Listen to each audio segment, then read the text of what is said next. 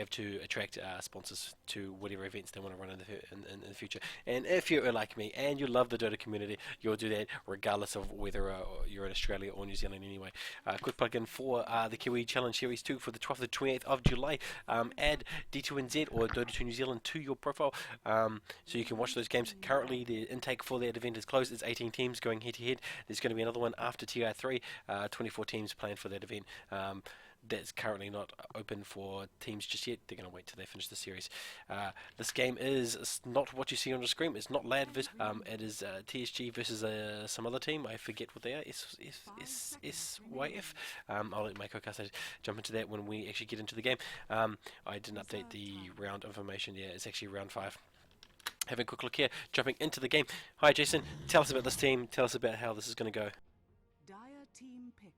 Yeah, quite amazing that they banned out the OD. So I guess they realized that the main strongest mid player is OD at the moment.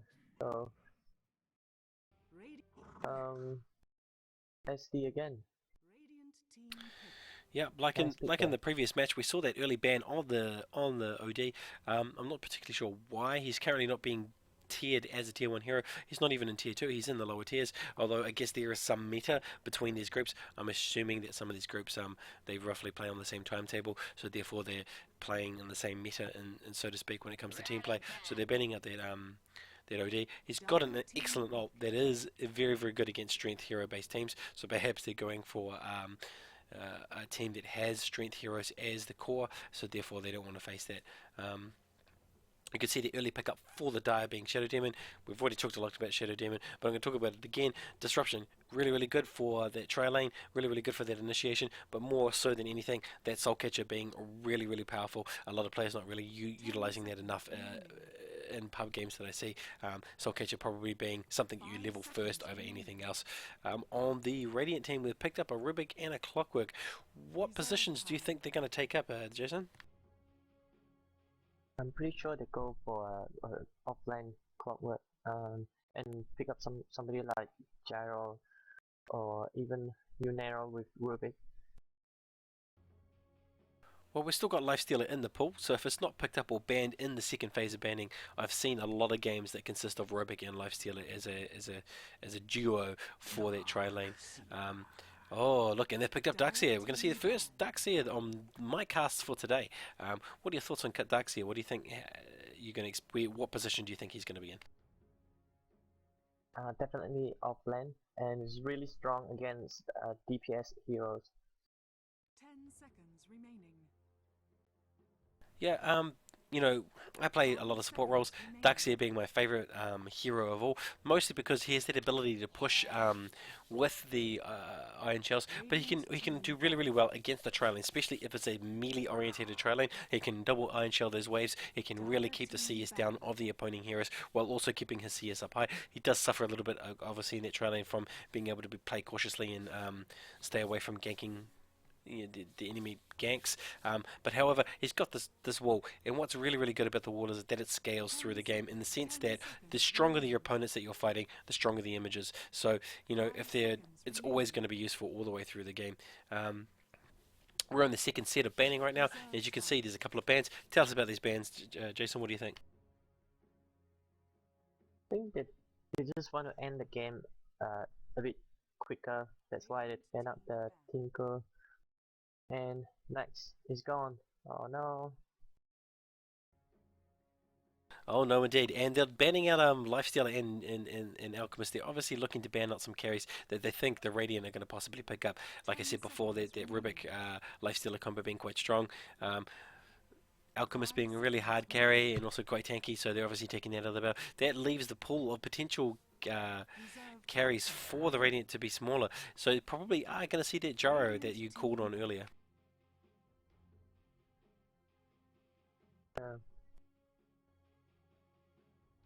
Yeah, and I see Radiant choosing to ban out Tinker and Keeper of the Light. I'm not sure. Why'd you want to ban it, Tinker? Why would you want to ban it, Tinker? Jason, what is your thoughts on that?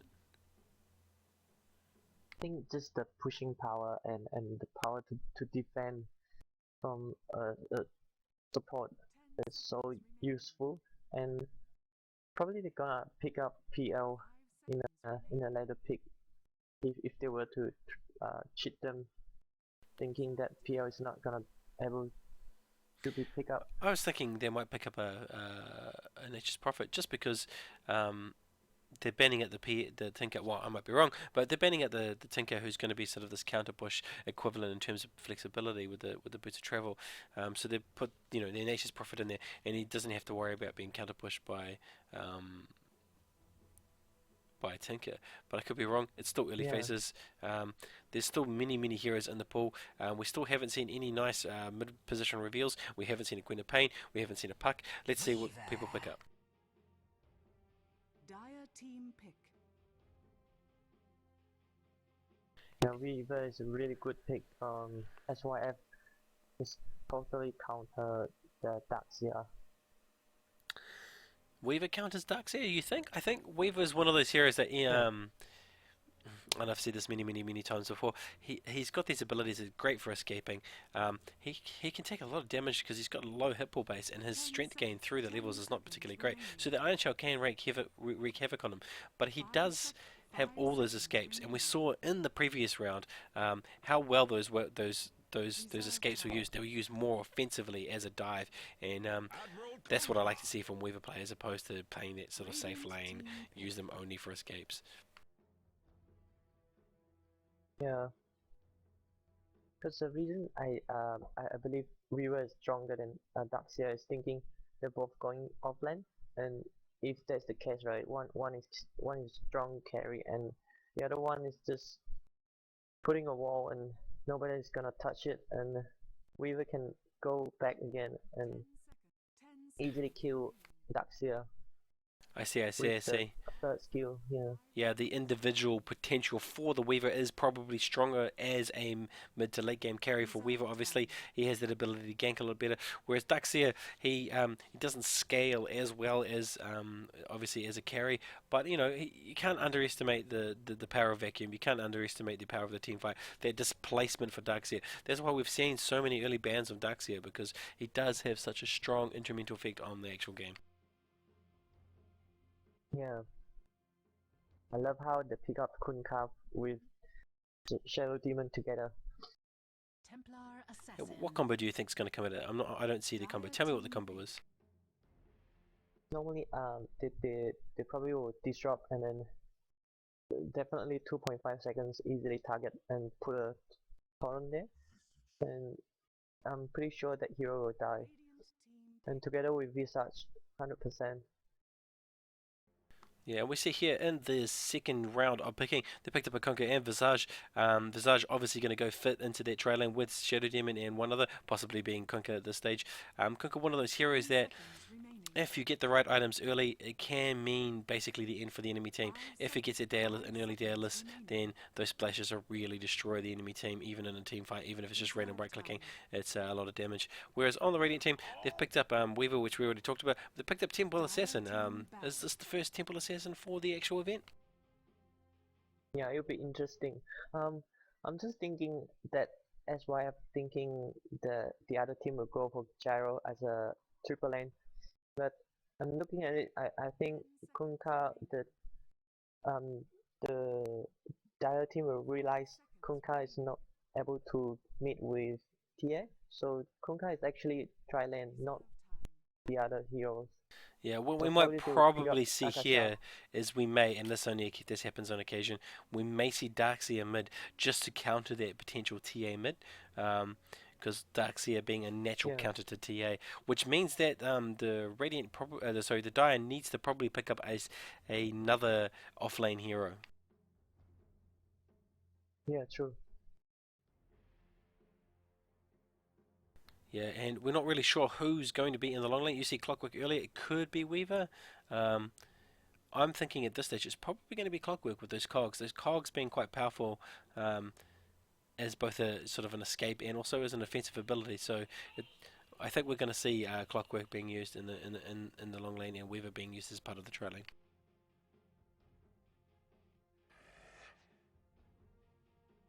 Radiant Luna. Dire team pick. Wow, there's a lot of carries on Raiden team. Yep, they pick up a third carry being Luna. Well, I'm not really sure where everyone's going to fit. Yeah.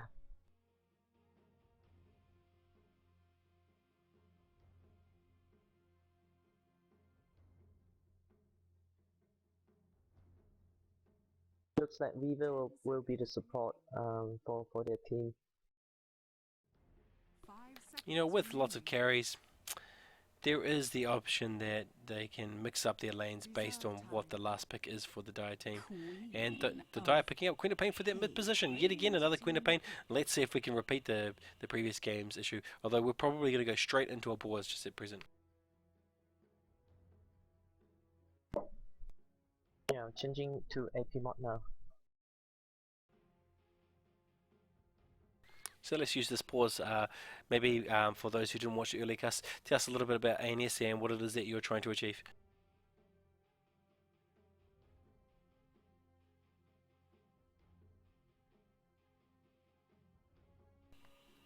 What tell us the backstory behind ANS there, Jason?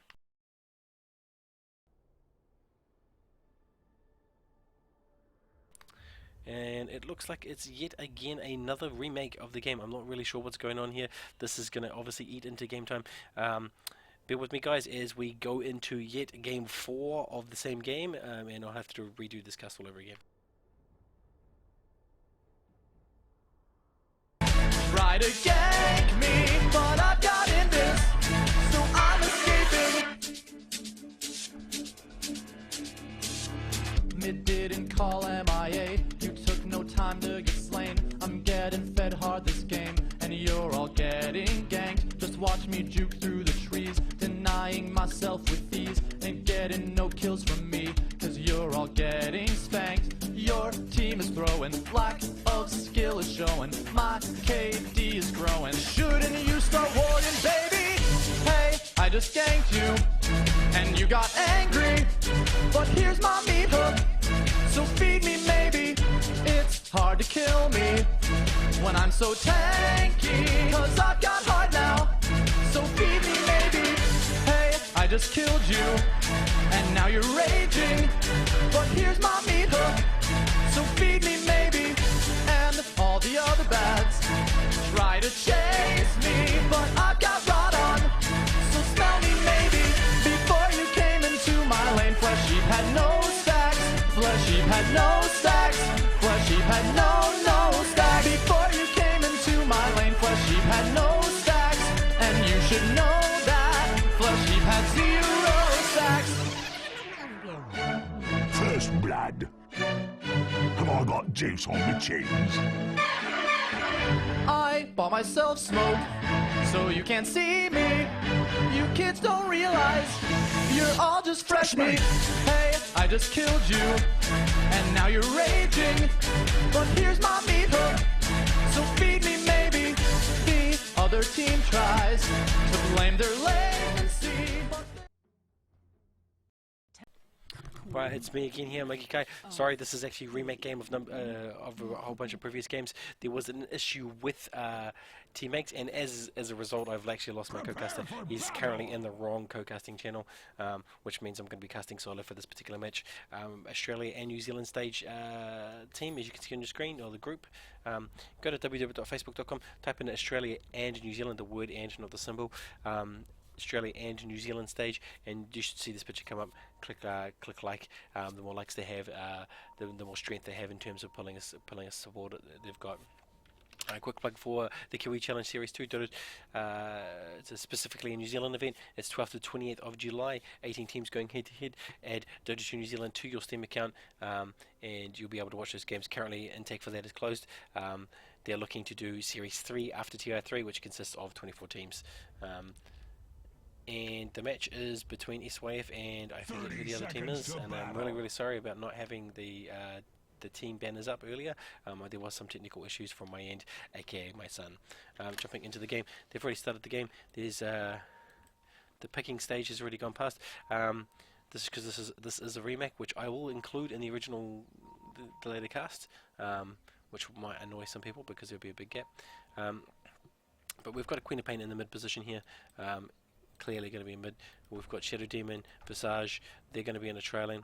Who's going to accompany that trail lane? It looks like it's going to be Kunkka.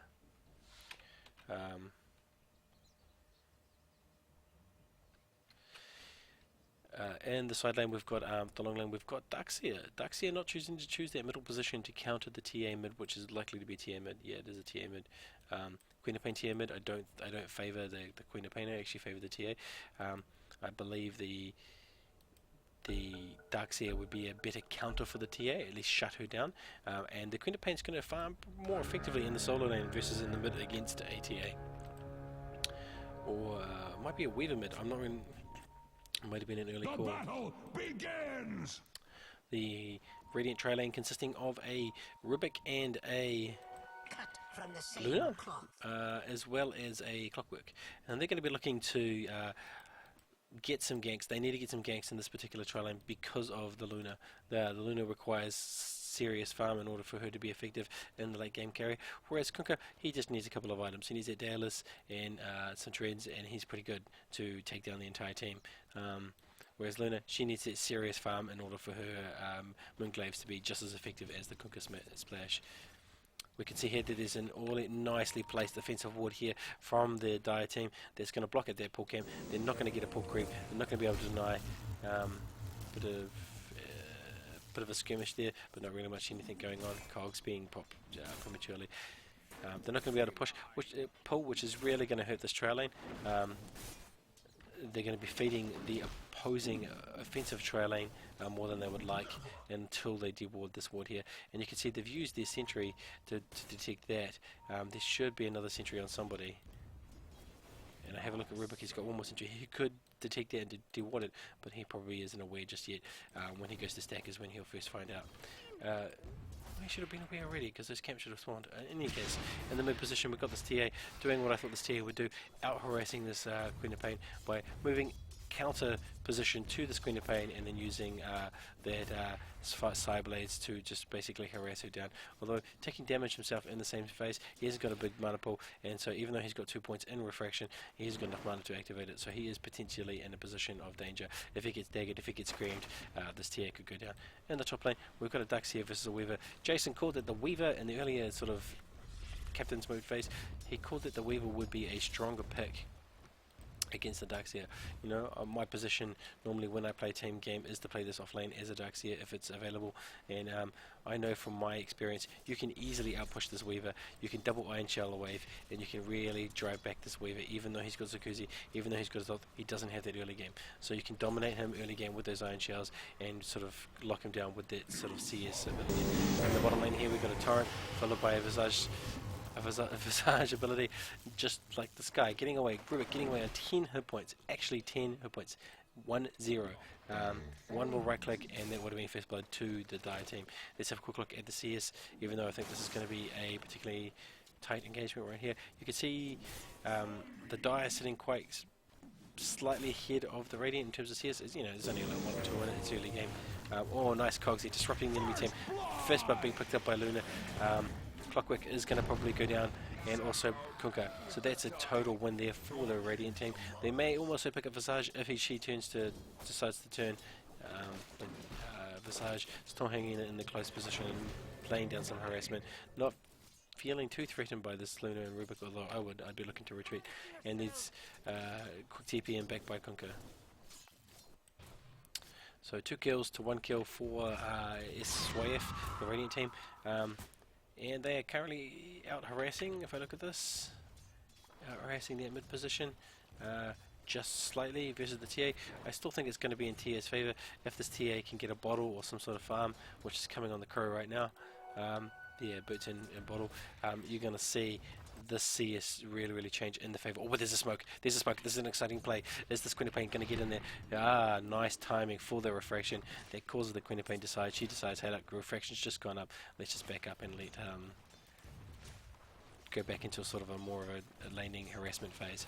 Although that would have been a nice easy kill for her. Hit that rune. Oh look, and there we go. You can see the power refractions really driving out that Queen of Pain. Although she picked up the rune early, she's had to use all the mana already. She's down to no charges. Versus TA's got no charges. He's used the bottle. He's sent it back on the crow already. Wow. So this is a lot closer than I thought it would be. Obviously here, the Queen of Pain skill being slightly better than that of, well, I wouldn't say that too condescending, to sound too condescending, but this Queen of Pain outplaying this TA just slightly because I think the matchup is in the favour of the TA. In the top lane here, Ducks here sitting on the highest CS as you would expect with those iron shells, and Weaver sitting not too far behind on 16, but it's still anyone's game. But you know, this is where the reaction is going to be. It's going to be in this bottom lane. We're going to see some Kunkka plays with the disruption, with the Visage slow. Although we have seen this team that almost, this Radiant trailing, almost lost out early on. They managed to scrap it back with Ruba getting away in 10 hit points and turn it around. They're now 2-for-1. It's still only 5 minutes into the game. This isn't a big place. Big pickup here from the Queen of Pain, picking up the illusion rune, popping a bottle quite early. Going to use these illusions probably to put some harassment damage down on the TA and take out those refraction charges. Although the Crow just arrived, and immediately sending the Crow back with that bottle. You know, not delaying, not hesitating. Oh, I'm going to sit in the bottom lane here. We've got Clockwork picking up a Shadow Demon. So right click's going right down onto the Visage. This Kunkka's in the mix as well. Can they pick up a hero in exchange for this Clockwork? No. It's going to be two heroes, possibly three. This Kunkka, he's in a dangerous position. He's got no TP, he's got 10 charges. Is he going to use those charges? He's using those charges to get away. Being excellently bullet blocked by the Rubik, although there's a nice torrent there to pick off on the... Oh, wow. That amazingly nice play torrent. But it is a 3-for-1 scenario here, and, you know, not going in the favour of the Dire team, all going in the favour of the Radiant.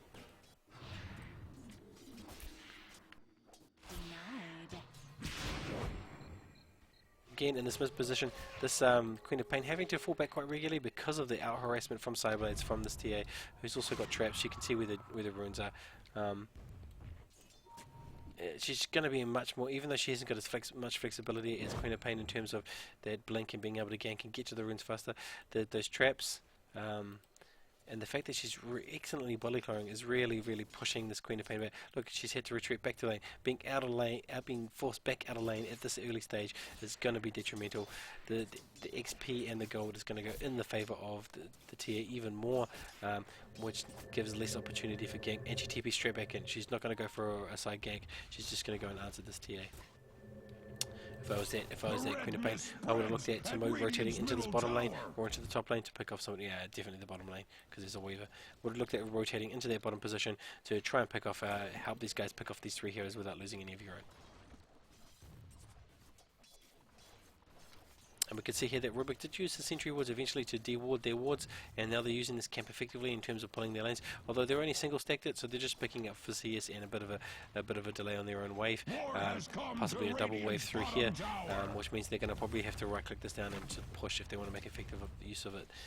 I like to see double stacks or triple stacks before you actually pull, just eating up all that XP. This XP not really being denied, you know. If these guys decide to stay in lane, close enough to these creeps, they're going to pick up that XP. They might not pick up the CS, but they'll still pick up the XP, which is what you're really trying to deny with this stack and pulls.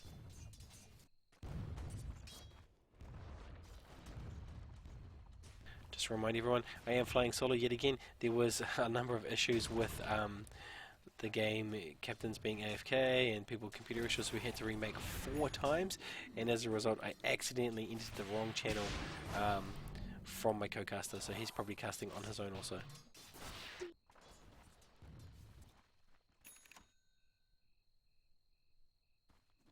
Great offensive warding here from the Dire. You can see this one ward here where Rubik is pretty much just hanging around. They know exactly where he is. They're not going to overextend. They're going to wait for Rubik to rotate out. They're going to see Luna rotating in. They know exactly what's going on because of their good ward placement. Some might say this is a waste because you know you could easily have put that ward in there up there in the corner there and had coverage to the rune and saved a reward, but I quite like this. It gives them so much more field of vision. Let's have a quick look now to see what their field of vision is. You can see here, so much more field of vision onto basically as far as this camp over here. They know when someone's farming that, and they can kind of see when someone's about to farm. You know, if I was going to place this ward, I would have placed it probably here to give you that vision all the way down to this area.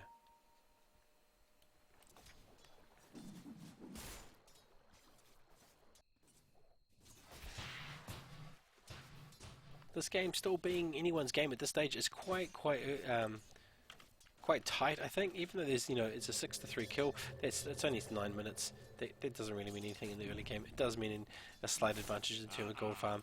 But I think they're playing very, very well, this Radiant team. They're playing very, very well, this Toad team. Nice pickup. Luna stun, disruption, followed by the Luna ult.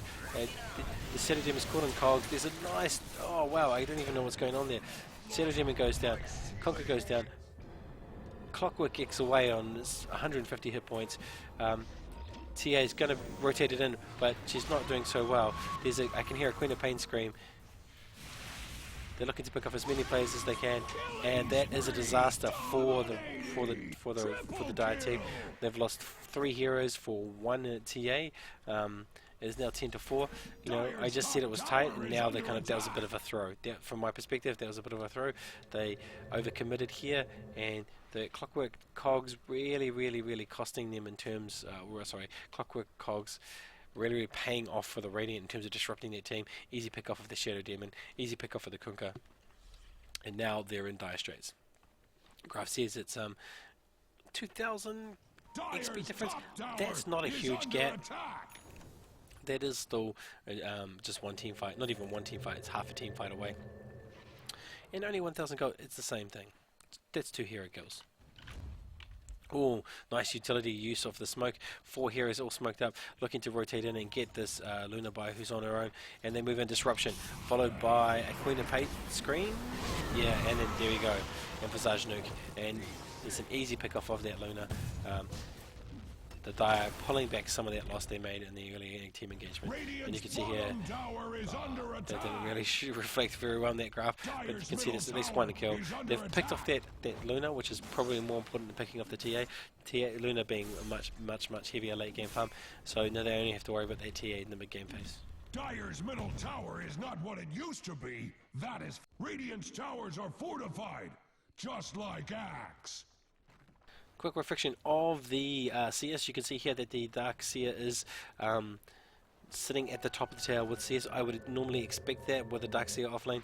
He's got the ability to farm some DS, but that should translate into some really good items. He's picked up an early mech. He's picked up that Soul Ring, which he should have by now. He's being currently chased down by half the enemy team. Can he get away with the Surge? Yeah, nice use of the mech and a Surge at the same time. He's going to get away. Oh no, we were pursuing. Kunkka coming in to help him out. Is it a save? No, that Iron Shell onto Kunkka, costing him his life. Probably if he just kept running, he would have got away. And now there's some damage going down onto the TA. She's got no refractions, a scream. She picks up 1 kill. Can they pick her off? And they pick her off. That's a 2-for-1 scenario, possibly a 2-for-2.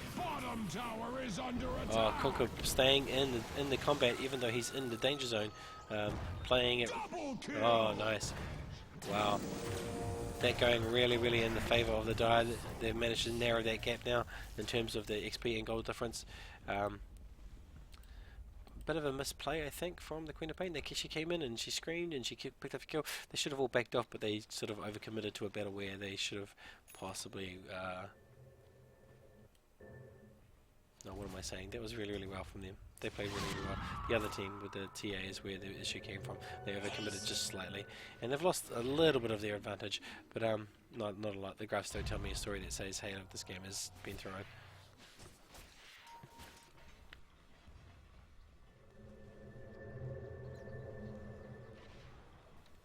Duxia rotating into the bottom position, double iron shelling a wave, just like that's what we like to see. There's going to be a lot of push from this wave. If he keeps this up, this will force the Luna out of lane, although she is ranged. Rubik stealing iron shell, which could be nice for a counter push. I quite like playing Rubik, and I quite think that steal was really, really good. That's really going to pay off for the Radiant team. They're going to be able to use that Iron Shell more effectively and sort of counter push with it. Iron Shell versus Iron Shell. Possibly creating some confusion for the Dire team as well. They won't know which Iron Shell to avoid, and they'll potentially stay in range and take damage thinking it's friendly Iron Shell. You can see there, easy pick off with the Rubik. There's an ult. They pick off Shadow Demon. They pick off Kunkka. They pick off potentially Visage. Oh, and we get Darkseid just tipping out on time. These familiars trying to click somebody else down, but not being successful, and now sort of retreating into the jungle in order not to be give up any more gold. Radiant's middle tower is under attack. This Radiant team playing quite strong in terms of their synergy and also their utility. They're communicating well and playing effectively. Can't fault the Dire team. They're doing the same. Although they're just getting caught out just slightly in a lot of the team engagements. I mean, we're talking very, very small error of margin, but that just being just enough for the Dire team the Radiant team to capitalize on it. This Quinnipiac probably being looked to be ganked by both the Tia and the Weaver. Can they do so? No. Probably not a good target given that she can just blink out.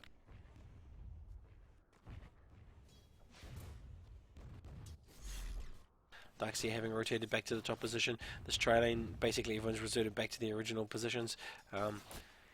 And let's have another recap of the CS. We can see here that Darkseer sitting at 76, followed by TA at 67, and Quinnipiac sitting there third. Everyone else coming afterwards. The only person really being worrying here is probably the Conquer sitting at a 38. He's sitting at half the CS of most of the other carries. That's not going to be good for the what team is he on the Dire team, because he is one of those carries that he needs to rush that crit damage.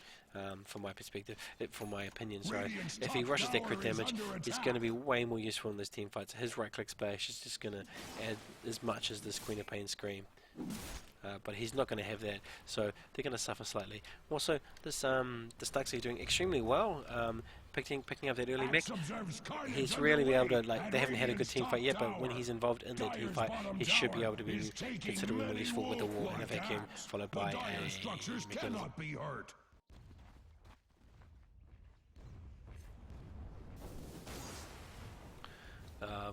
The teams are jostling for position. You've got this mini neandering happening for the bottom tri lane. They're not really sure what they're going to be doing. They've just chosen to smoke.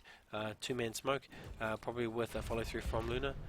Yeah, look here, they rotate straight into where this...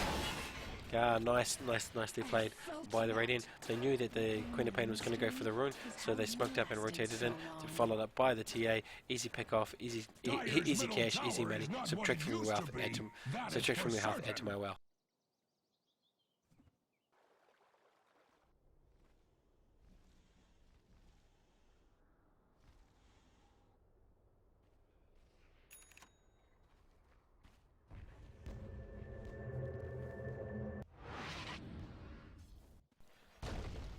There's a bit of action going on in the bottom line here. Pick up and a stun, some cogs on the Visage. Can they follow through with the right clicks?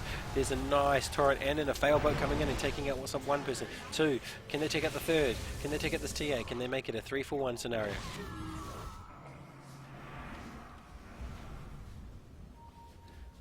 And a bit of miscommunication. TA chasing Shadow Demon while everyone else chases down Visage, and as a result, oh no, they do get it. They get a 3-for-1, 3-for-2 scenario. That tier picking up one person using Meld. Nice Meld choice, choosing to use that Meld in order to take out those Swimmerleaders.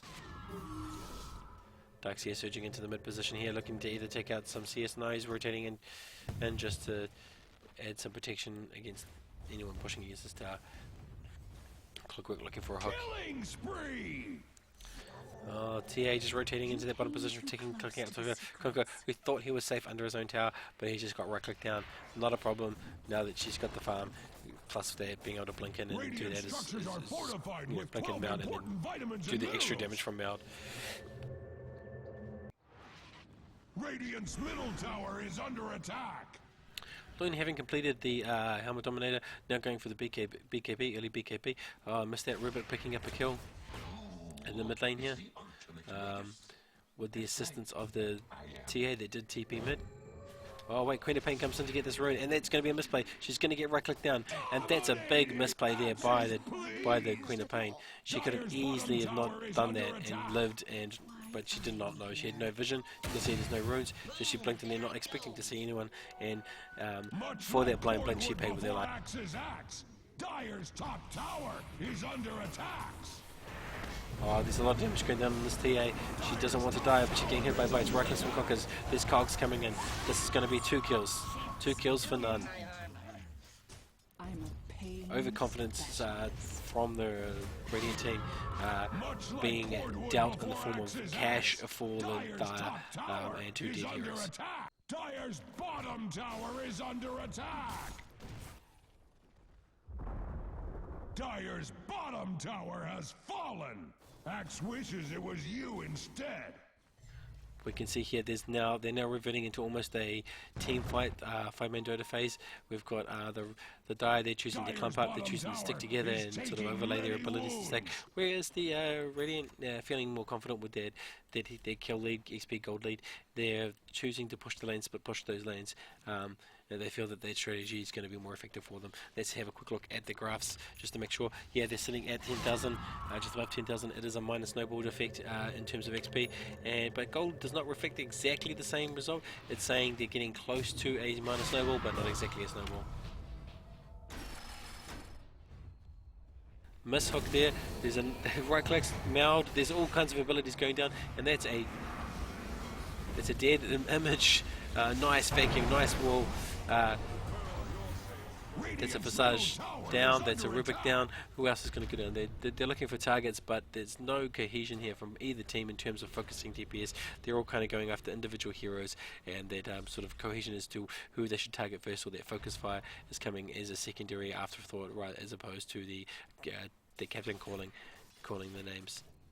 You know, when I play on teams, I like captain saying, click this hero, that hero, that hero in the order, so you know what you need to do. I'm not saying that's not happening, but it's not translating into the way they're playing. They're all kind of semi-focusing on different heroes. The abilities are not overlapping, and they're not focusing down one hero. I would have thought in that particular scenario, either team could have easily have won that much more substantially had they coordinated their attacks and focus fired all together.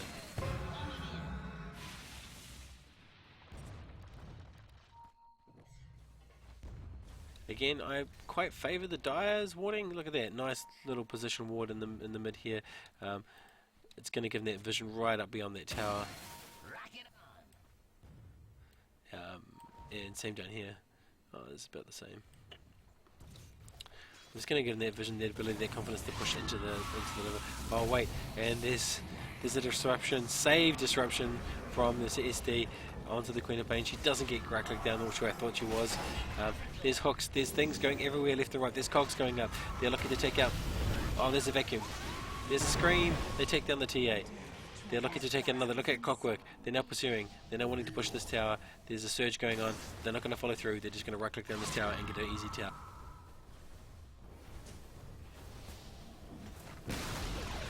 Radiant's middle tower has fallen. And that early snowballing effects that the Dire was suffering from, that the Radiant was pushing forward through with that early snowball effect, it's now kind of probably been reversed.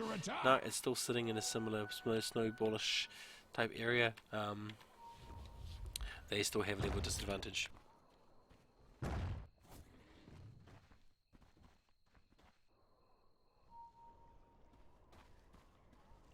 Dire looks smoked up looking for some kills, but they don't seem to be able to see anyone. Wasting half the time just sort of aimlessly hanging around in the middle. They must have a target in mind. Unfortunately, the Luna rotating out, they're not going to find everyone. The smoke's going to run out very shortly. Probably that hesitation to wait is what cost them that Luna kill.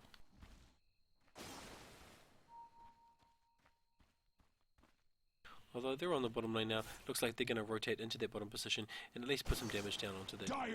However, at the same time, we've got the Radiant pushing the mid, and they're going to probably take this tower down with no problem. No. Cliff used, and the creep wave being pushed out now, so either they are going to down. Dire's middle tower has fallen. And Dire choosing to abandon that push on the bottom. They should have stuck it through. It would have been a nice trade. But instead, now they've got nothing. And they've all rotated to mid to defend, but there's no tower to defend. War has come to Radiant's bottom tower. Premature cogs here. Luna just right clicking away on the agents. Nice hook in, but he's got no cogs to follow through with. There's a Luna stun. Can she ult? Can she get some heroes? She's ulting nothing. It's hitting only. No, it hit. Nah, it didn't really hit anything. Late cogs from the clockwork. This is all disjointed. They're not overlapping their abilities. They're not cohesively playing. This may be a team wipe if they're not careful.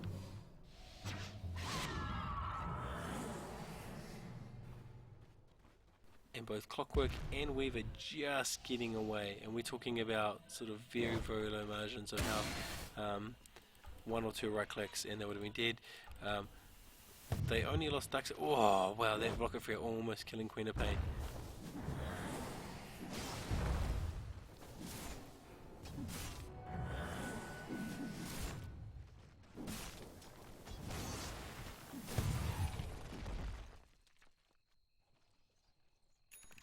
Dire now closing the gap even just slightly with the Radiant team.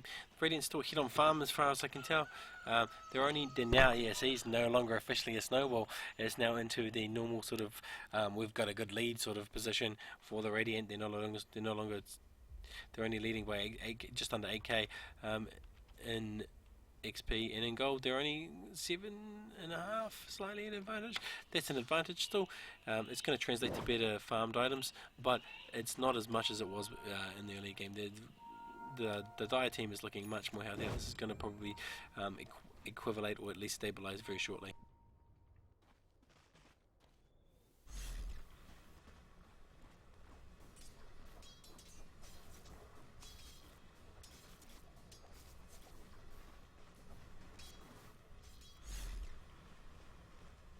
You can see here the Duxie is double iron showing this creep wave is rotated into the bottom position to probably get some farm, but also put some damage down onto this bottom tower, whereas the top tower, no way, he hasn't got any towers yet. They've only got their mid tower. The Sty team needs to get some towers. If they get these towers, they'll easily equate and start winning the game, given they're playing at the moment. Look here, we've got like smoke going into the top position here. They disrupted the TA. There's going to be, Soul Catcher down onto the TA.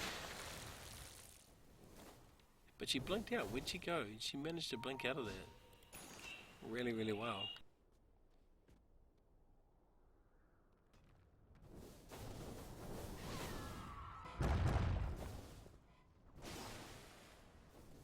Dire's bottom tower is under attack!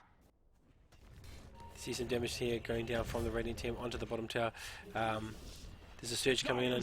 There's probably a Queen of Pain. No, they're too far backed out. And the Duxia has to sort of return, basically fall back from the assault or their potential kill. Radiant playing smart there and backing out when they should have backed out. Although in the top lane we've got TA, we've got Weaver. They're pushing on this tier 2 tower. Is there going to be reactionary TPs? No, they're going to walk up through the jungle. It's probably not going to work. You're going to see this Weaver escape with his ult, with his jacuzzi. We're going to see this blink from the TA with the dagger. Oh no, all those stuns going down on poor Weaver. Weaver uses his ult, he uses his jacuzzi, he's trying to get away, he gets slowed, he's been revealed, and he uses jacuzzi again. Is he going to get chased? And he runs up into the woods here. Oh wait, did they see him? Did they see him? No, they didn't see him. Now he's TPing out. And nice escape there from both the TA and the Weaver from that potential 4-man gank squad.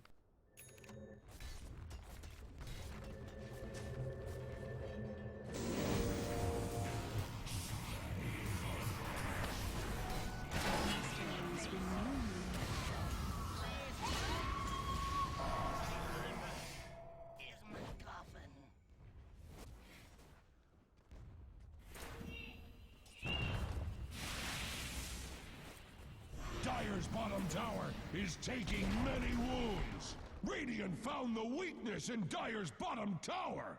It turns out, if you hit it enough, it will fall.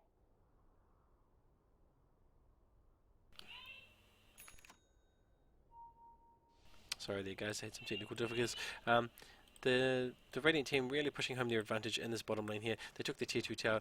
They're starting to make the Dire suffer for that lack of harassment on them in the early phases.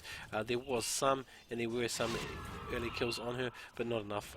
Luna now entering that phase where she's starting to peak in terms of her performance in the game. And Queen of Pain now sort of really plateaued in terms of her performance in the game. She can pick up an Oblivion stuff, but really in terms of where she wants to sit comfortably, she's now entering the late game and is not going to be working in her favour. She isn't a late game type hero.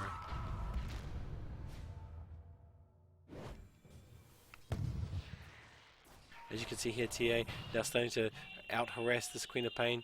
Now that TA is sort of semi-farmed with that Blink Dagger with the big KB. Looking to go to probably, I would say, oh wait, what the hell is that going to be made into? crits. Going to build into crits with that.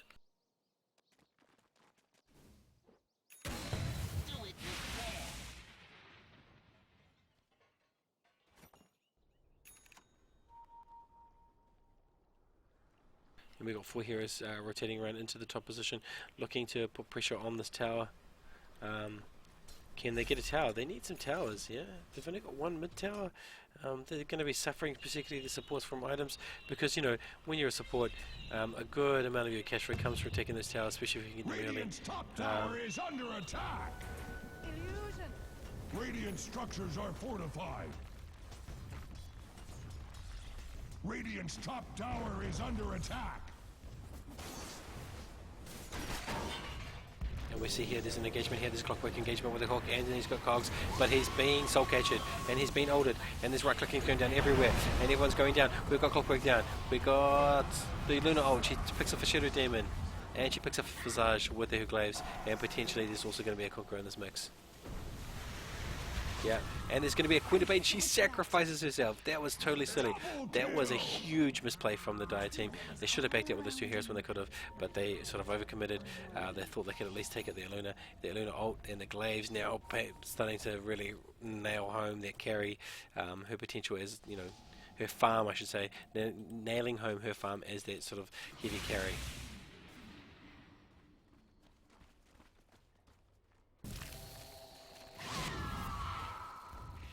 Now they're rotating into the middle position here. They're going to take this tower. Dire's middle tower is not what it This used is to now be. starting That to is for certain. look really bad for the Dire. Can take all the hurt Radiant cares How do you to come back heap from this? upon it. You're 12,000 Dire's behind in middle XP, tower you're is 1,500 under behind in attack. gold. You had a number of opportunities to pull it back, Dire's middle just tower couldn't get has that They could lethal be blow that you worse. needed, and now they're going into full Could it? rush, and there's not much that this Dire team can do in terms of an answer. They need their Queen of Pain, but she's down.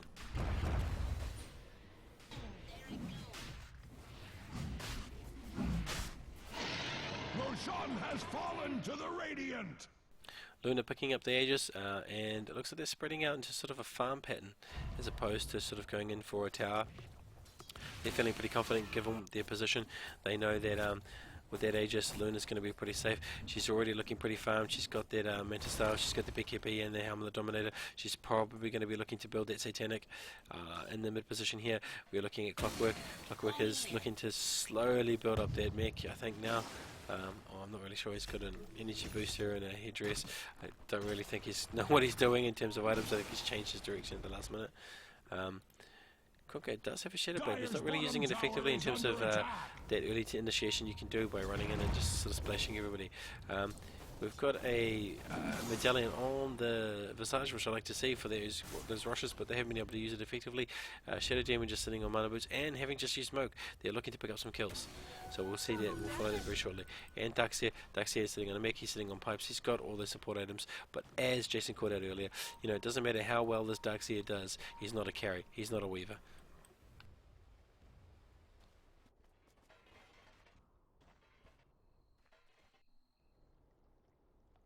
And we see the Dire team using the smoke to rotate into top. Radiant also rotating into the top, so this could be a pretty influential game here, play here. If either team totally throws it, it could be GG either way, given that they're so close to the tower. And nice initiation there, Hulk from the Clockwork. It doesn't get focused down this time. Luna pops her BKB.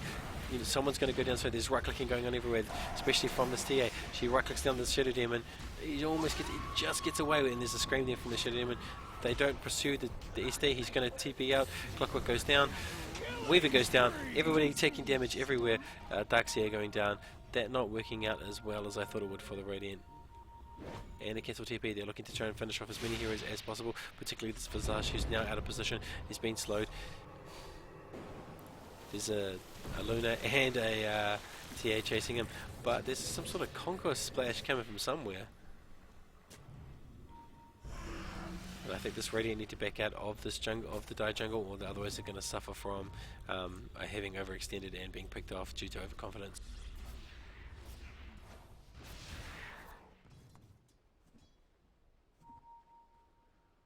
You can see now that that huge lead that the Radiant he had is no longer there. It's sort of whittled away slowly by good plays by the by the Dire team. Let's have a look at the graphs, see what they tell us. Yeah, it's plateaued slightly. They've managed to make a small gain, but there is still that 1500 XP and 1500 gold, sorry, 15,000 XP and 15,000 gold advantage, and it's going to equate into levels. If we have a quick look here at our levels, just trying to think what number. Here we go, it's E. Okay, you can see Luna, TA, sitting at the top of the table in terms of levels, followed with the Queen of Pain right in the middle there, but it's mostly Radiant who are sitting in the top echelons of levels. This is not going to work out well for the Dire team if they don't get a handle on this soon. They need to basically get a 5-man wipe in order to basically claw back the losses they've got already. Although they're functioning really, really well as a team, they're coordinating better. You know, in the earlier phases they didn't sort of seem to gel as much in terms of coordinating their abilities, but now in those last 3 engagements you can see they've done it really, really well. They've coordinated those abilities, even though they're being hammered home by the farm advantage by the Radiant. They're still being able to sort of out coordinate the Radiant team, whereas earlier on it was definitely the Radiant team that was out coordinating them.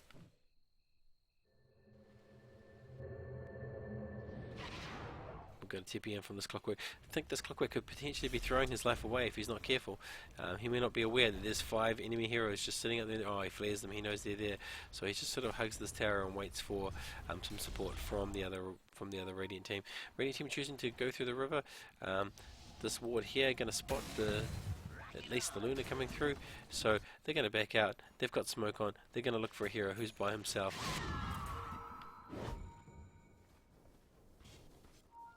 Again, another smoke not being used effectively. It's about to run out. They're not really going to pick up any kills with the smoke. They had the opportunity to do so, but now it's over.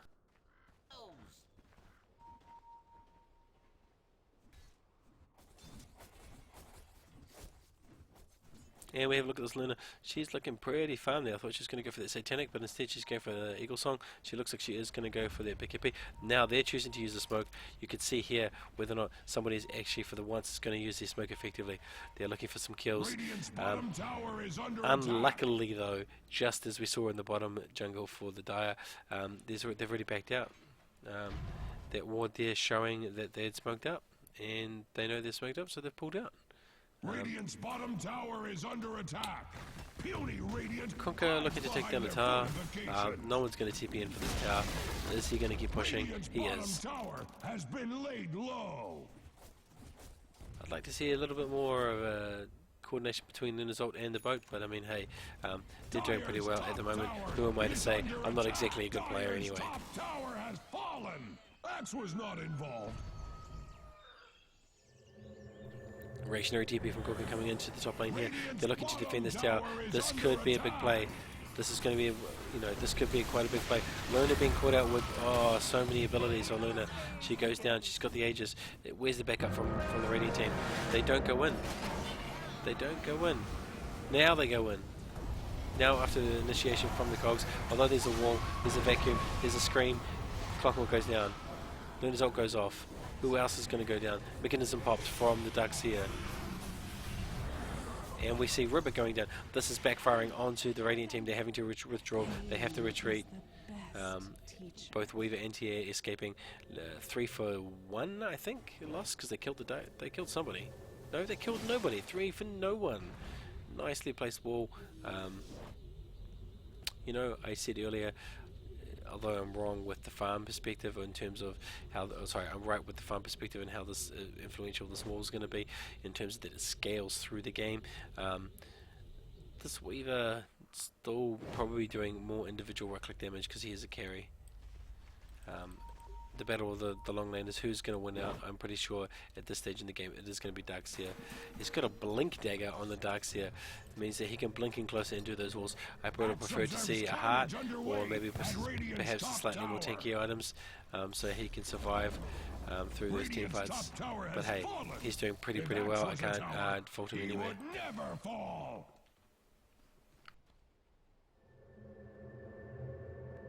Got Conker going top. It looks like there's going to be a slight rotation to top to pick up this farm.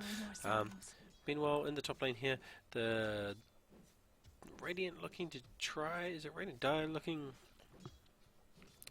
Everyone just looking to farm. What am I talking about? bit of a miscast there. They're just looking to farm in this particular round, which is round 5 of the ANS event. Yeah, they're just looking to farm at this stage. 40-minute farm into this game. I'm not sure how much longer time we've got on this game before the next round. Having the fact that we'd given out 20 minutes, it's just mucking around in terms of building the teams.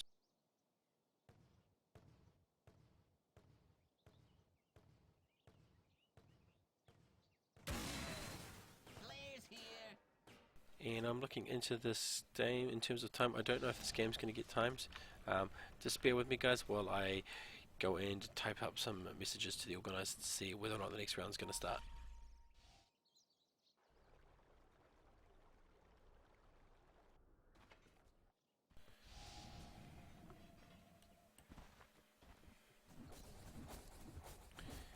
We can see here there's technically 15 minutes left on the game.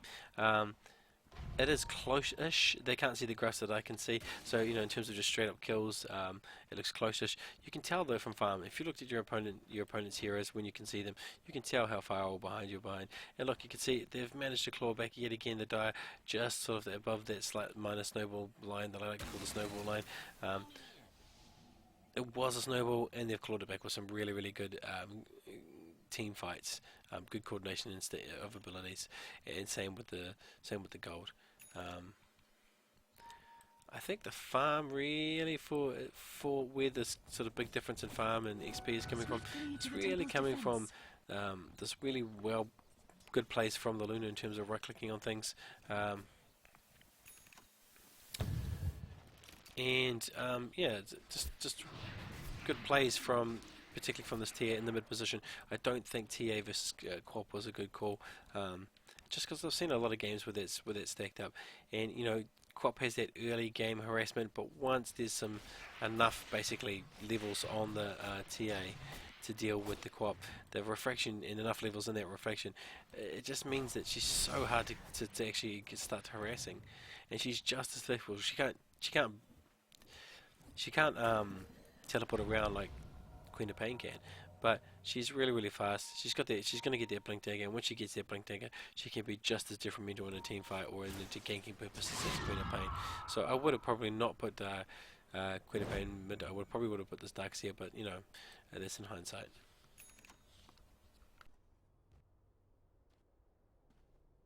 Quick look at the items here now that everyone's picked off. We've got an MKB on the Weaver. There being quite a big item in terms of his DPS output. None of those attacks going to be dodged, and also shooting up the high ground is going to be 100% hits. And the Clockwork not yet finishing whatever it is he was finishing. He's got mana boots now. Sold his other boots and bought mana boots because he did have treads originally. TA got a Desolator and a Crypt Blade and a BKB. That is scary. And a gem and an eye. That is really, really scary. Rubik, strangely enough, Rubik picking up more than just your standard support items. He's picked up a Black Dagger, which I think is going to be really good for getting in position with Ultimate Steals. As you can hear there, Radiant easily picking up Roshan. I didn't focus on that much because I knew that was going to be a given. Luna having the multi-blade, having finished that butterfly, her right-clicking and glaive damage is going to be so powerful now. But let's have a look at the Dire. Dire are not without their own items. They've got a sheep stick and a BKB on the Queen of Pain. They've got a Ghost Scepter on Shadow Demon. I'm slightly confused there. With why you would have that. We see Visage building slowly into an Ignims. I say that with some sort of reservation. Conker picking up that Daedalus now, his right click damage is going to be really, really strong. Although he's got that a little bit late, and he hasn't got the levels to follow through. But you know, if he's in the right place and gets that right crit splash, it's going to be GG for the Wano. It's going to be really, really serious for SYF or the Radiant team. And they've got this really farmed out Darkseer, who's got a mechanism, who's got a Pipes of Insight, he's got a Blink Dagger. For why he's got a Blink Dagger, you know, probably would have been better with his more offensive items, but hey, he's a better player than I am. That's why he's in this event, and that's why I'm just casting.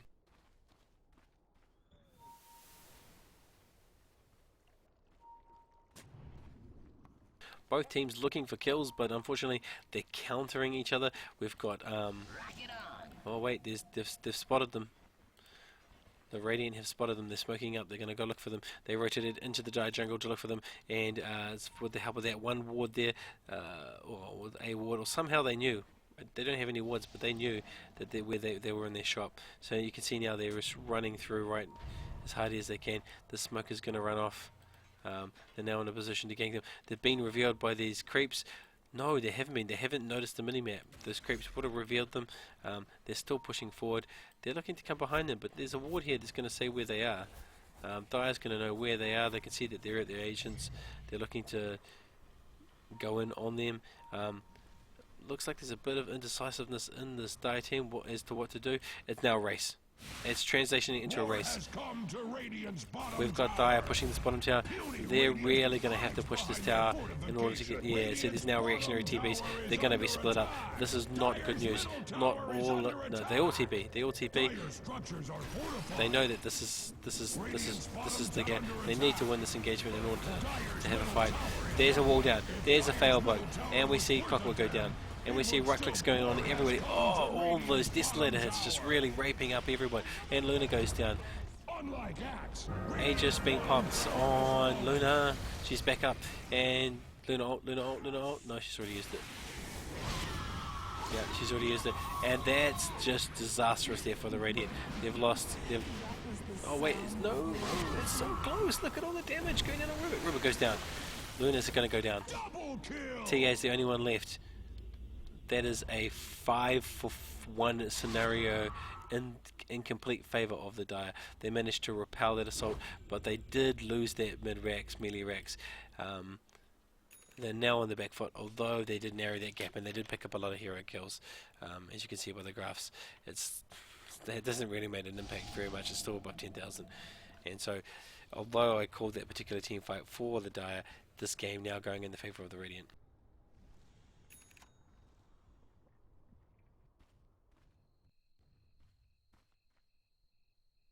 This now game going into official overtime because of all the delays with teams not being ready. You can't really penalise the winners, I guess, because they may not have been the reason why this game went on for ages. But there is a schedule to keep, and I hope that this game will still finish on time. Given that there's all this strong push happening from the Dire team in the middle, we may see that.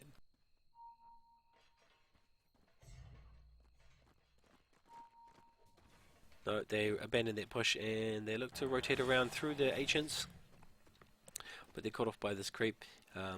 They can't get position on the Radiant, and there's an amazing long distance hook from the Clockwork, but they could have backfired. It's backfired terribly on the Clockwork. He's gone in and he's died. And in the meantime, Luna has also died. I don't know where she died, but she died somewhere. Me blabbering on about time schedules and I missed that Luna call. I apologize. And we see quite a strong push here with the Iron Shells, with the crits from Kunkka and his Daedalus and his splash, and there's some damage going down to this tower. Radiant being forced into a position of now reaction, as before they were the ones that were doing all the cause. They're now dealing with all the effect as the Radiant, as the Dire were in the previous sort of first 30 minutes of the game.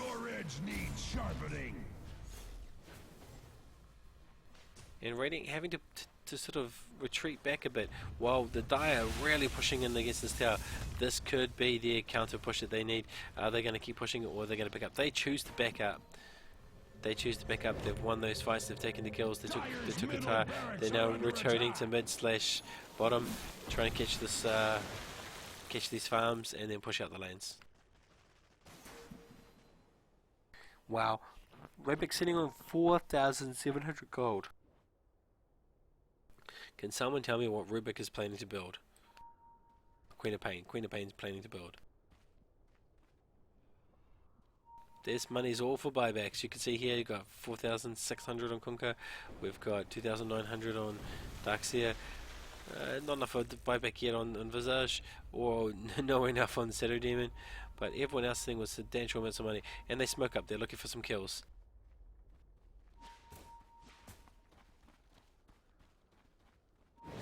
And this Quinnipine's going to possibly be out of position because the enemy team is also smoked up. A lot of smoke action happening in this game. They're looking to attack each other. They're both pinging on each other. This is where it's going to happen. There's going to be an engagement here. There's going to be an engagement here. They're going to cross over. They see them. They're coming in. The smoke's about to wear off. They have to go in now, or otherwise the smoke effect. Oh, and a rocket flare being rocked down. Although it doesn't reveal anyone because they're all still smoked. And the Radiant sensed some damage, or they knew they were there somehow, and they backed out. And all those smokes from both teams resulting in actual zero action. Do it with flair.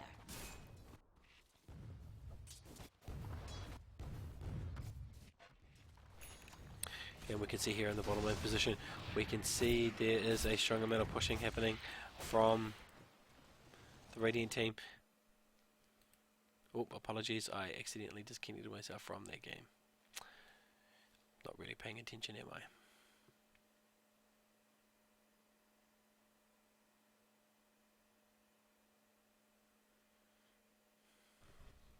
And we're back, and I apologize for that. I accidentally quit out of the game like a noob.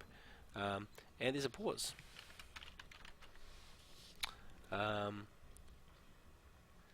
Because there is a lag. Well, I was lucky. Yeah, so there was a push going on when I de-seed myself because I'm a total scrub.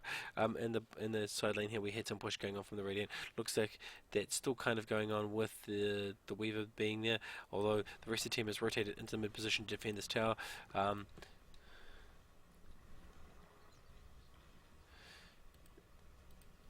Can they take this tower, or can it be defended? Let's have a look. There, without that Weaver, this could backfire.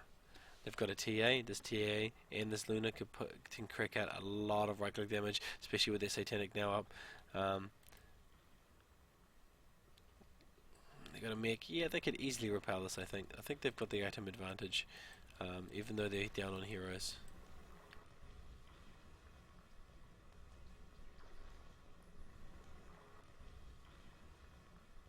Taking this opportunity to do a plugin for the organisers of the event. We've got Australian and New Zealand stage. You can find them on Facebook at www.facebook.com. If you go to the search bar and type in Australia and New Zealand stage, this picture will come up. Click on their page, like that page, give them some support. The more support they have in terms of likes, the greater their potential that they can pull some sponsors. And we want to support things like this. Things like this are great. You want to see these more events like this, more indie events being held by everybody. But now it looks like the game's going back into motion. And this tower looks like it's going to be defended. Dire choosing to back out.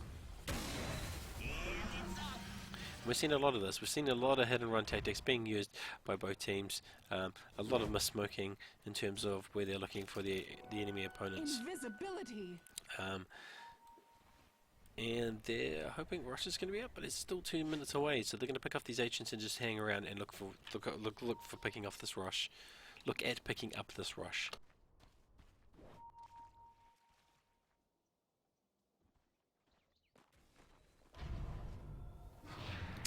And you can see everyone's actually in reasonably close proximity, but I feel that the Radiant team is slightly out of position. Well, no, both of them are split in terms of there's two here and the rest are down the bottom. Radiant doing the same. They've got this really long extended line that's sort of staggering through the woods here, and there's the potential that they go one-on-one engagement with the enemy team if they're not careful. Although there's so many pings going on, there's so much maneuvering and jostling for position that there's actually no action at all from either team in terms of engaging each other's heroes.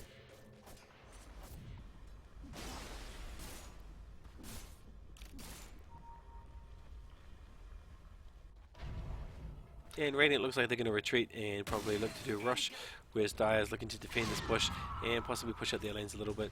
By the time they realise there is a rush being done, it will be too late.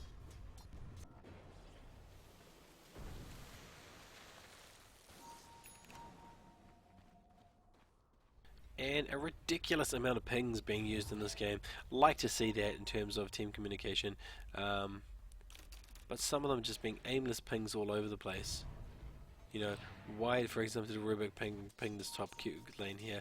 Why is he pinging in the middle? I don't know. I'm not on their internal speak. I don't know what they mean. What that ping means.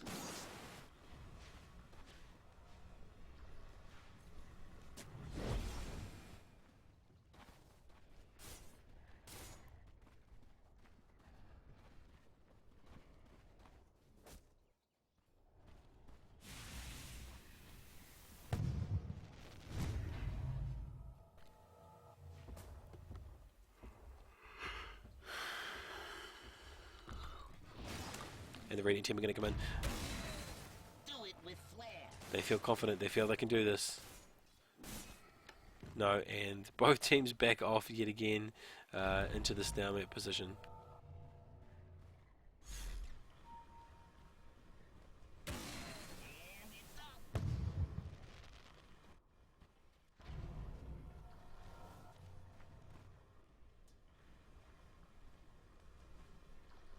No one wants to commit. This is how close the game is.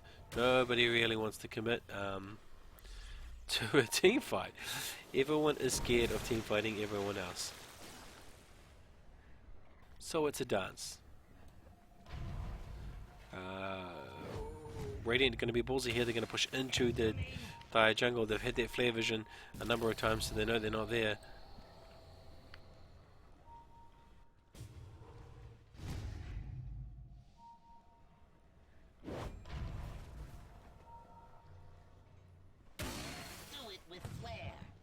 And there's this pings going down everywhere.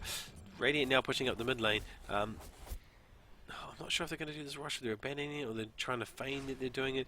It's just so, it's one of these games where no one's really engaging anyone else. They're kind of just, I don't know, doing the dance, if you will. They're kind of just, you know, looking like they want a team fight, and when the other team comes to them, they run away.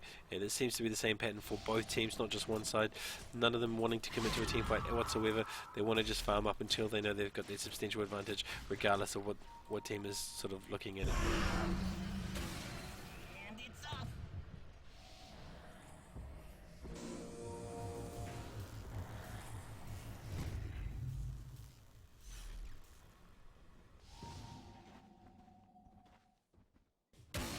Boom, there it goes. Apologies, yeah, I was on mute. Yeah, so the Radiant looking to rotate in and do this, stop this rush, which they thought was being done, but it wasn't being done. It was a feign, and the Radiant team rotated out. However, they're using these flares really smart to give themselves some vision as to where the Dire team is. They're looking to catch them out of position, or at least catch them in the rush pit. It's so close, neither team wants to actually commit to a battle.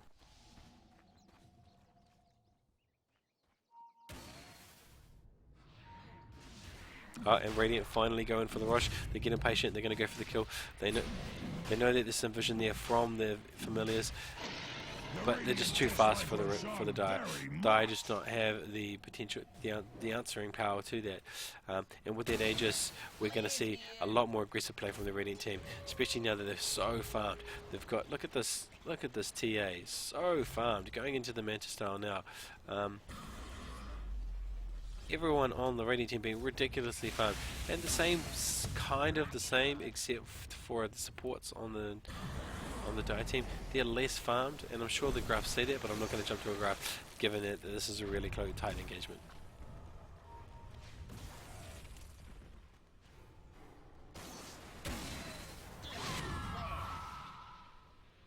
Is someone actually going to commit to a team fight, or we're going to see this jostling for position yet again?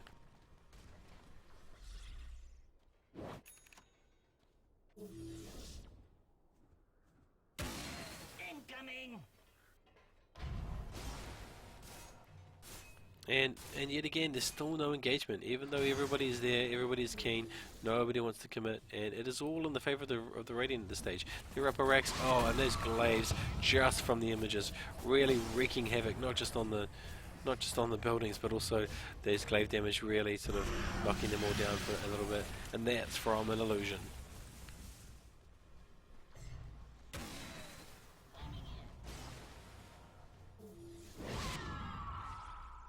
Clockwood's in a position for a hook, followed by a TA, blink in, and then some damage. They're looking to get somebody out of position, especially with those flares, but no one's making a mistake. Everybody's sort of doing that positioning dance. And this could go on for some time until someone's going to make a mistake. Here we go. This is an engagement. This has to be an engagement right here.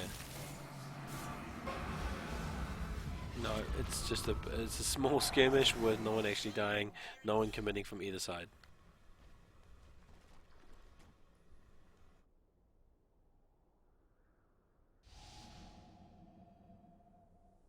Meanwhile, the Radiant have realised that if they split push these lanes, like split pushes do, they'll force the enemy team to react, and just like they did at the beginning of their phase, they were totally on reaction. They'll be forced to engage more than one lane, and when they do that, when they split up their heroes, that's when the Radiant's going to be able to pounce and kill them. And we see here, there was almost an engagement from that Luna, but slight back out, and now they split. This is bad. We've got Clockwork and Rebecca on one side with TA, and we've got Luna having to walk all the way around the long lane. But the Dire team, they don't know this. They don't sort of charge in there and kill them off executive easily. They sort of play it safe and they defend their base.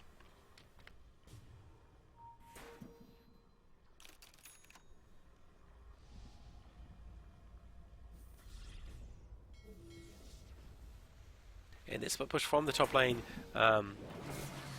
costing Weaver his life, but gave an opening to the Radiant team to push into this bottom lane. They're going to get this tower at least, and with this ult, potentially more than a couple of heroes. Yeah, they're going to look at that, the power of those glaives. However, look at the power of those illusions. No. There's just too much right-click damage, and look at all the buybacks. Everybody's buying back on both sides. This is the fight that they believe is going to determine who wins the game. And you can see, well guys, that escalated quickly. You can see that the game is now in a phase where it is probably in the favor now of the Dire.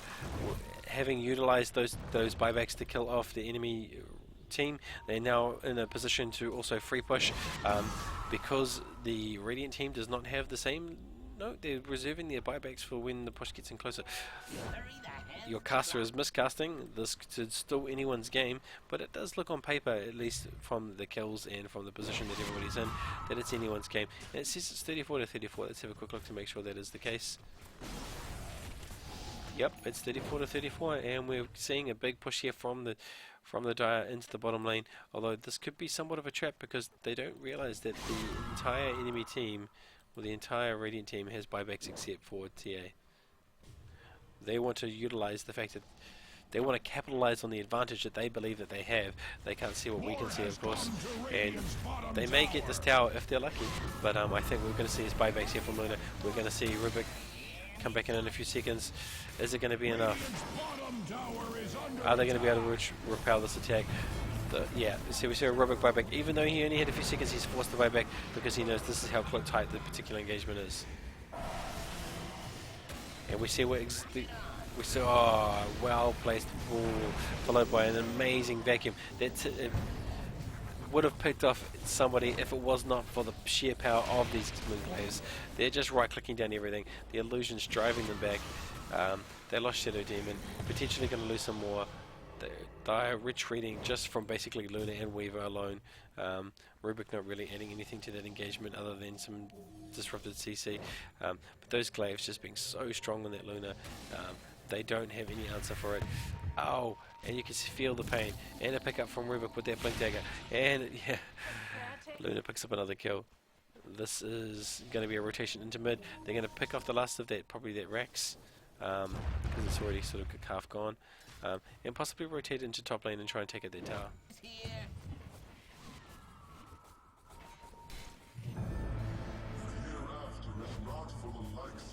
And you can see the glaives, they're just really hammering home just to the buildings. But she's out of position, she has to pick up their PKP. A boat comes in to save her. She doesn't retreat, she stays close enough to apply her right click damage. Bit of indecisiveness from both teams in terms of who should be pursuing who, and we're into another pause. Apparently somebody is AFK. In the middle of a tournament event, somebody is AFK. Back into the plugs, guys. Kiwi Challenge Series 2, 12th to 28th of July. Add Dota to New Zealand to your Steam account, or D2NZ, so you can watch his casts of that particular event. I will not be casting directly in-game, I will be casting as a spectator. They have some sort of restrictions around casting based on their sponsorship, but yeah, so if you've got nothing to do between the 12th to 28th of July, you might want to watch these games. There's going to be some pool games during the week with concentrated rounds being in and around the weekend. The last series was fun. It had 8 teams, the series having 16, and apparently they've already got the prospect of 24 teams for the next series, Series 3, which is happening after TI3. Good, big shout outs to the organisers of this event, ANS. The prizes coming out of their own pockets. They had no sponsorship, so any prizes given away from this particular event is all from their own pockets. They do it for the fun of it. They deserve some recognition for it, and you know, if you believe that that's the case, you should go along to their Facebook page, www.facebook.com, search for Australia and New Zealand stage. There's Australia and New Zealand stage, all words, no symbols, and this picture that you can see on your screen will be coming up. Click like. The more likes they have, the more potential they have to pull actual sponsorship. Own personal plug, ignore the round information because it was wrong, but you can see there on there I've got my own YouTube channel as well as Twitter account, and also my own email there, all around casting. If you've got some games, even if they're just friendly casual games, and you think, hey, this would be fun if someone casted this, send me an email. I'm more than happy to, or add me on Steam, Amiga Kai on Steam. I'm more than happy to cast games when I'm available. I do it for the fun of it. Quite like those fast games that only go for about 40 minutes, but you know, that's the nature of casting. And currently I'm flying solo because my co-caster was unable to actually, there was some issue there with the remakes of the games. We were in the wrong broadcasting channels. But anyway, the game's back into play. You can see here there's a lot of damage going down from in the mid section here from these heroes. Taking up the waves, looking to pick up some more farm. This might be one of those games where we see a rapier, but it's still early stage. It's all still totally in the favour of the Radiant, I believe, in terms of item farm. And the graphs will tell me a single similar story. Nope. Look at that. All those combats, all that long, consistent play from the Dire has brought that XP graph down to around 6,000 difference. That's not even a team fight at this level. So well done to the Dire. You're playing like champions. That's what we like to see.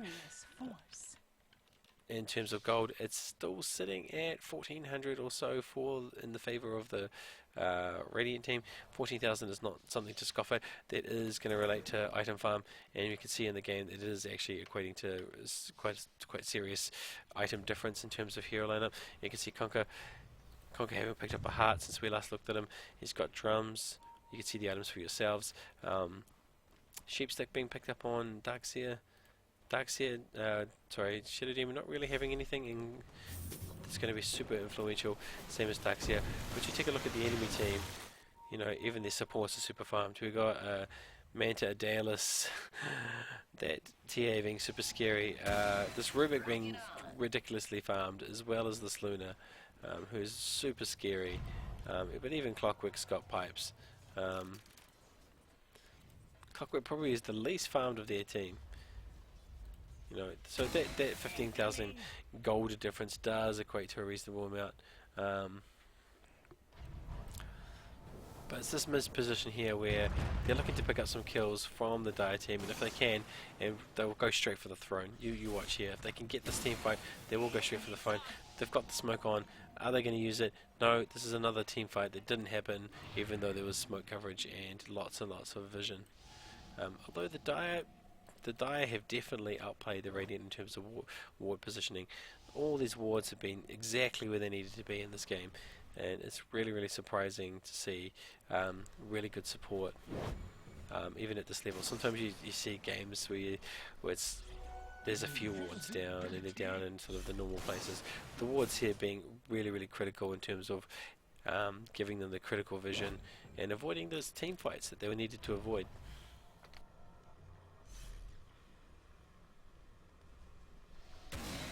Do it with flair. Oh wow, and that sheepstick being used really effectively. Cogs coming out, Bailboat coming down, no one really getting hit by anything. Right clicking down, going down on Clockwork. Clockwork's gonna die. Is he gonna die? He tries to escape, and he gets caught into this little pocket around here where the trees are, and he gets taken out. The rest of the Radiant team, they've popped some drums. They're looking to take out whoever they can take out. The Dire have fully retreated back to the tier 3s. This could be a tier 2 tower for the midsection for the Dire team. Can they do it? I ask you the question as the spectators. Radiant's middle tower is under attack. Yep, and that tower died in seconds. All that right click damage, it died easily in a few seconds. And now the Radiant choosing to back out and not wanting to engage, not waiting to engage in any kind of team fight, just as before. They're looking to pick up Rosh, as you can see by the pings. Can they do it before the Radiant have a chance to respond? Or is this going to be the play of the game that determines who wins straight up? Radiant coming in. Radiant, they know they're doing Rosh. The Beatles go down. Rosh is killed, unfortunately. Radiant immediately retreat. They run like the wind because it's one of those games when no one's going to commit to a team fight. You know, as soon as somebody commits to a team fight, we're going to see big plays and we're going to see a massive swing in either team's advantage. Even though there's this huge item advantage, I feel, on the Radiant team, it's, you know, there's still enough right click coming out of just Kunkka by himself to cause this kind of team play.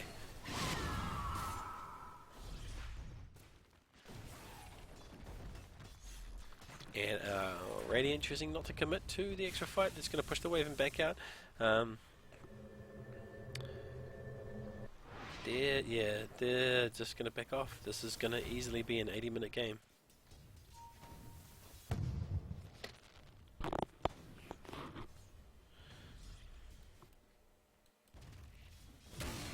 Boom, there it goes.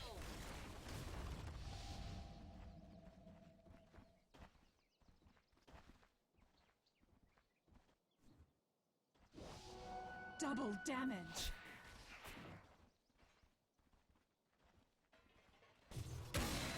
Flares here.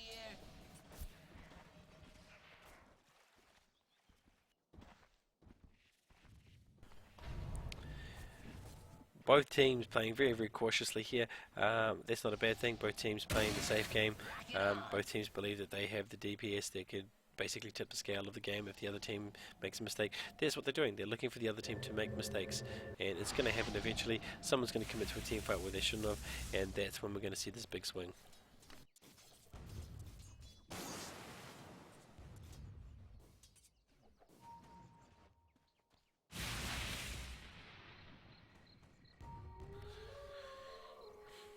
Some pings happening in the bottom lane here. The Dire now choosing to be spread out. They look like they're slightly split pushing. And there's an engagement, a bit of an skirmish down the bottom here. Queen of Pain doing some damage to TA, but also escaping. And oh look, this could be a bad news. No, it's one of those fights. They just don't want to engage. Visage rotating in. They're looking to try and pick someone off. There's a rocket flare. There's a scream. That's a dead TA. And with the TA down, they're going to push this. No, yeah, they're all rotating in. Absolutely, everyone's coming in for the killing blow. They know TA is down. By now, they should know TA has a buyback, but they probably suspect that they don't actually know for sure. Yeah, here comes the buyback now, and they all back off.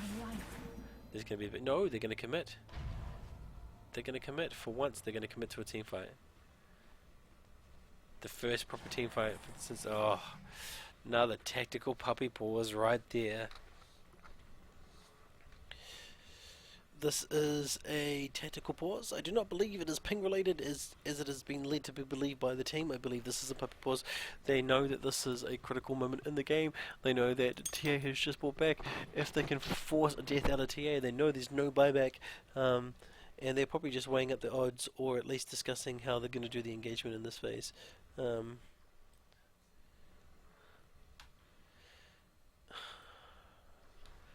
In all honesty, I believe that's what's happening. I know some people are going to watch this, the players are going to watch this afterwards, and they're going to say, no, that's not what happened, it was totally lagging. And there may well be, but you know, this seems a very opportune time to be pausing. And we see the damage going down in here, we see the bugs going in. Whoa, we see the tower being denied. And we see this a committed team fight from the Dire. They're going into the Radiant base. They're going to right click down this barracks. Glyph used. Luna now right clicking down those. Yeah, now they're backing out. The engagement. Oh wait, are they going to back out? Are they going to commit? Come on guys, one of you needs to commit to a team fight. Dire's middle barracks have fallen. This is the game of whoever's going to make the mistake first loses. This is so close. The Dire choosing to be super offensive. They really want this. They really want somebody, but with Luna there, with TA there, they have no choice but to sort of do this hit and run until they can find a opening of some kind. And there's a hook there, and Cogs, but unfortunately he's on the wrong side of the Cogs. He's right clicking down. Clockwork goes down, Poke goes in, Duxier goes down. There's a buyback back from Duxier. He's going to probably rotate in. There's Luna's ult. Everyone's taking damage. Everyone's almost low. There's right clicking. Aegis goes off. Queen of Pain's down. Luna's gone down. Luna buys back. This is madness. Can either team actually commit and break the stalemate? That is for certain. And there's right click going down. Luna's Moonglare is really sort of coming home, but that amazing blinking from the Queen of Pain and pick off. And this is definitely now GG right here. This, yeah. There's a dead Rex. This is 2 sets of dead Rex, if not 1. Even though there's a buyback here from Weaver, he's not really going to be able to stop this Queen of Pain. He's not really going to be able to. Oh, this Conquer. It wasn't even a buyback from. I apologize. Yeah, GG. Absolutely. Well done to the Dire team, who was so far behind for such a long time.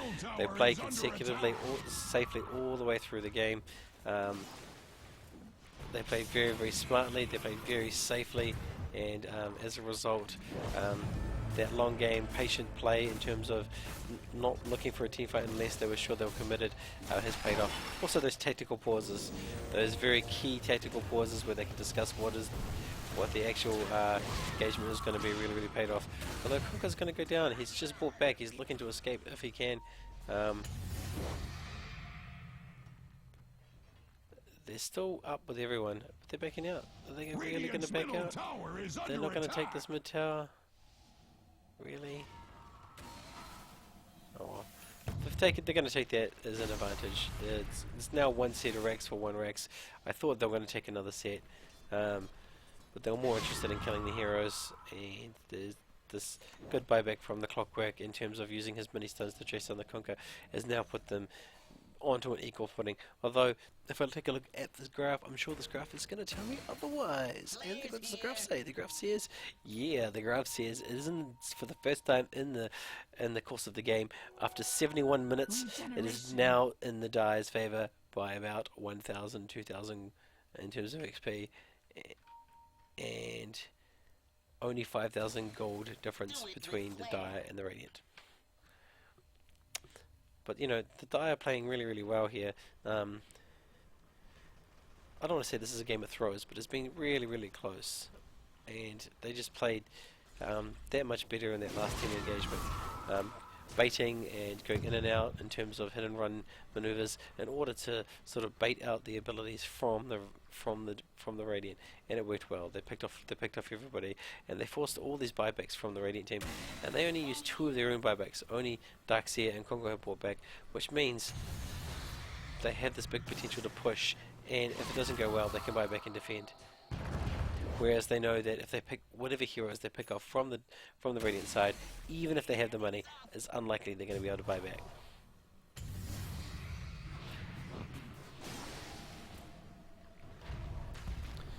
And we see big plays about to happen here in the midsection. They're waiting for the creep wave. And it's going to be a push through here. TS here to defend. And there's a trap going off, but no one gets hit by it. This harassment hit and run tactics from the Dire is really going to pay off. And are we about to see another pause? No, they're going to fall back. They're not going to commit. No, they're going to commit. I'm not sure. This is how this team plays. They wait. They want to make sure they can win that engagement. They pop pipes. They're going to go in. Radiant's middle tower is under attack. They right click on that middle tower. They right click straight onto this Rex. TA comes out of Meld.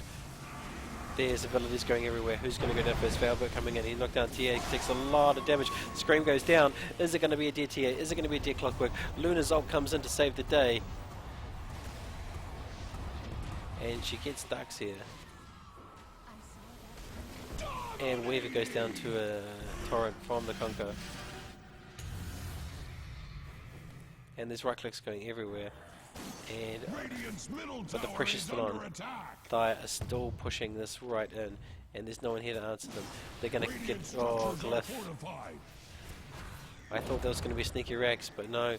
The TA jumps in. He right clicks down this. Oh, nice rocket flare picks off the Queen of Pain. Buyback for Queen of Pain. They need to turn this. They need to turn this to win the game.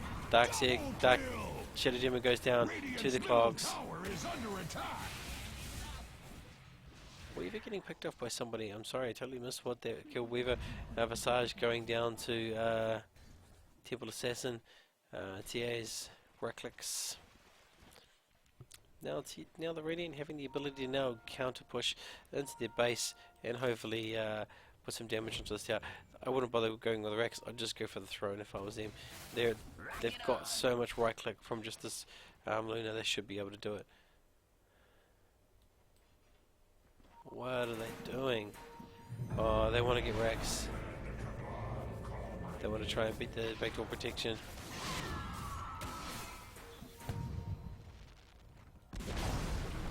If Dire's middle tower was worth a damn, And creeps take it out would still one be of the middle standing. towers. And they look like they're going to try and do a sneaky rush, or they're not sure. They're not sure. And Dire, sorry if my casting is subpar at the moment. They are looking to rotate in and also try and contest this rush or pick it up themselves.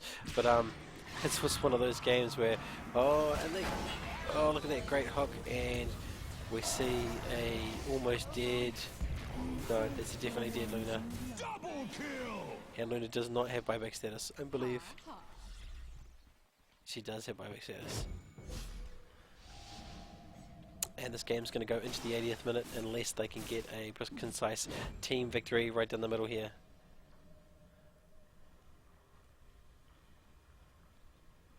Radiant's middle barracks Yeah, are under with no attack. glyph. Those with eyes Oh, to see have with no covered. glyph, it's Radiant's definitely a dead middle Rex. barracks have fallen. But maybe at the cost of one of their carries' lives. Yeah, Conquer goes down. No one else will probably die unless they do some kind of misplay. But it means that the Rosh is now open. Oh, they're in Rosh and the flare goes into Rosh. Visage trying to get out of that situation. TA trying to get out of that situation. Being right-clicked down by images. Not the strongest enemy. Radiant's middle tower is under And now they're going to take that Rosh here, no problem. Roshan has fallen to the And who's Radiant. going to take what? Choosing to drop the Black King bar for the... What'd you sell? Man, having to sell items to put on an Aegis makes me sad. Whatever item it was sold, I believe it... I have no idea what it was. Actually, I have no idea. But with that tier, with Aegis, gives them the ability now down to push down this middle. They're down 2 racks, but they can still pull this back. Nice cog. That Scream not doing nearly enough, although Clockwork went down to all those right clicks. Aegis going really fast. Oh, just like that. TA was dead, even with refraction. Looking to drive out as many heroes as they can. But still, just not enough damage to pull through a Rex. They might get a sneaky Rex here if they're lucky. Dire's bottom barracks are under attack. Dire's structures are fortified. And look at all those illusions. All those illusions, really, those illusions just taking down the base themselves. All that damage coming out of illusions. Unbelievable.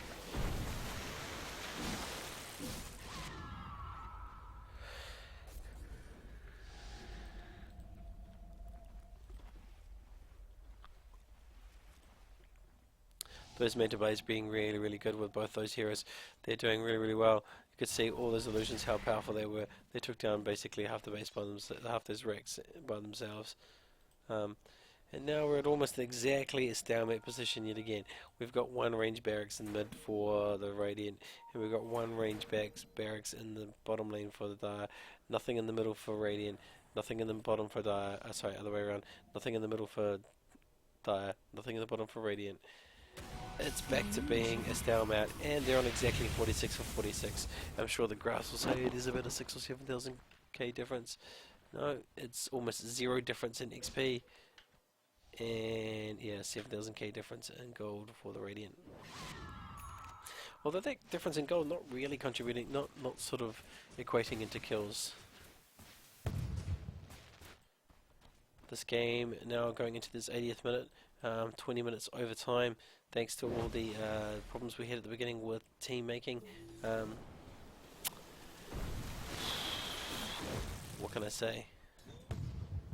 It's been a long game.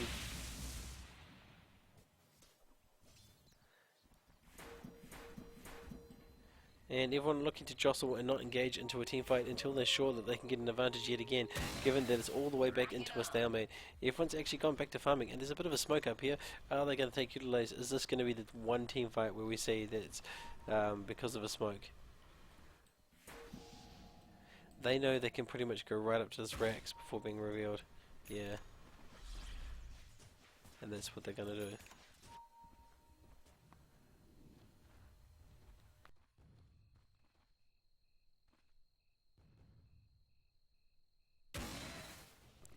No, they're not going to come into a team fight yet again. Even though Radiant has also done the same thing. Although Radiant's looking for a team fight, so this is highly unusual.